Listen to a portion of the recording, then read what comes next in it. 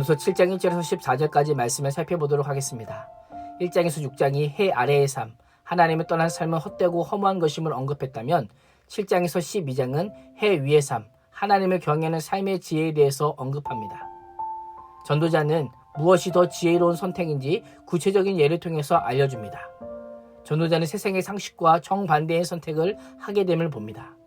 좋은 이름, 의로운 삶을 살아감으로 얻게 된 복되고 고귀한 평평과 아름다운 삶의 흔적이 좋은 기름, 당시의 값비싼 향유보다 낫다고 합니다. 죽는 날이 태어난 날보다 낫다는 것입니다. 2절에서 4절은 잔치집보다 초상집에서 얻을 수 있는 더 큰 지혜에 대해서 언급합니다. 초상집에는 우는 사람이 많지만 잔치집에는 웃는 사람이 많습니다. 잔치집에는 음식도 풍성해서 배부르게 먹는 즐거움이 있습니다. 초상집에도 음식은 많지만 배부르게 먹는 즐거움을 누리기는 어렵습니다. 초상집은 무엇보다 다른 사람의 죽음을 통해 나에게 주어진 인생의 시간이 짧다라는 것을 느끼며 인생의 방향과 목적을 다시금 돌아보게 되는 시간이기 때문에 우리에게 유익이 된다라는 것입니다. 4절은 지혜자의 마음은 초상집에 있으되 우매한 자의 마음은 혼인집에 있느니라 라고 하면서 우매한 자는 육체적인 즐거움만 집중할 뿐만 아니라 영적인 문제는 무감심함을 알려줍니다. 5절에서 7절은 우매자의 노래보다 지혜자의 책망을 듣는 것이 더 나음을 언급합니다. 어리석은 자의 노래를 들을 때는 그 순간은 기쁘고 즐겁지만 인생을 헛된 길로 이끌 수 있습니다. 지혜자의 책망을 들을 때는 마음이 상하고 아프지만 그로 인해 인생의 바른 길을 걸어가게 되는 계기가 될 수도 있습니다. 전도자는 우매자의 웃음소리를 솔 밑에서 가시나무 타는 소리에 비유합니다. 고대 군동에서는 나무가 귀해서 가시나무도 나무라고 땔감으로 사용하였습니다. 가시나무 요란하게 타는 소리에 비해 불이 세지 않고 금방 타버리고 말았습니다.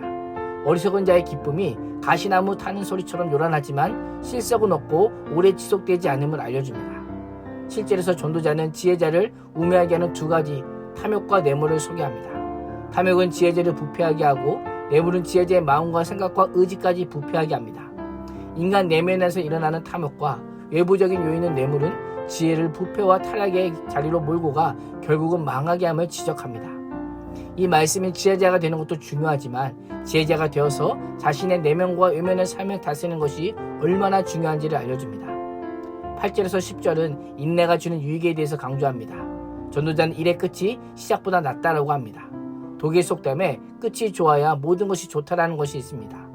일을 시작하는 것도 중요하지만 결과의 유익을 얻기 위해서는 마지막까지 책임있고 지혜로우며 성실한 삶이 뒷받침되어야 함을 강조하고 있습니다.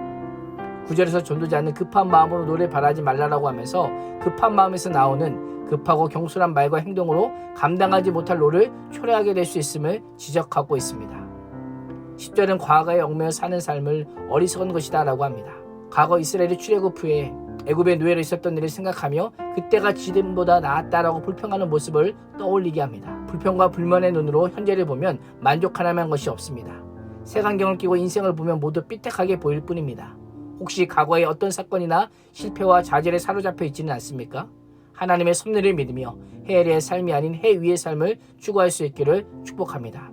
11절과 12절은 생명을 보존하게 하는 지혜를 소개합니다.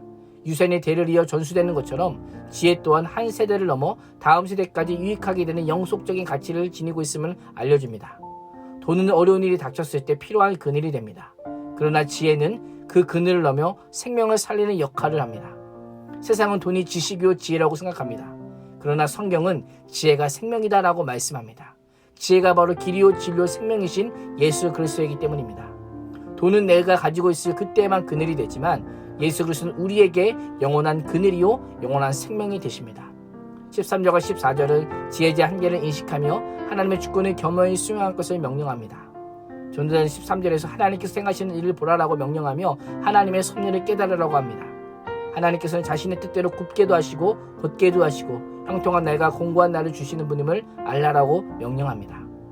아무리 지혜로운 인간도 해 아래서 살기에 해 위, 하늘 위에 하나님의 생각과 판단을 알 길이 없습니다. 참된 지혜는 하나님을 인정하는 겸손에서 시작합니다. 오늘 하루도 길이요 진리요 생명이신 예수로서 믿고 따름으로 헛되고 헛된 세상에서 지혜를 분별하고 선택하는 믿음의 눈을 소유하는 복된 인생이 되시기를 주님의 이름으로 축원합니다. 기도하겠습니다. 하나님 세상의 지혜와 하나님의 지혜가 얼마나 다른지 말씀을 통해 알려주심에 감사합니다. 말씀을 가까이 하고 깊이 깨닫게 하여 주셔서 인생의 참된 지혜가 무엇인지 알게 하여 주셔서 인생의 다양한 상황에서 바른 선택과 결정을 할 수 있게 하여 주옵소서. 오늘도 지혜가 그 지혜 있는 자를 살린다는 말씀을 붙잡고 지혜신 예수를 믿고 따르는 하루 되게 하여 주옵소서. 예수님의 이름으로 기도합니다. 아멘.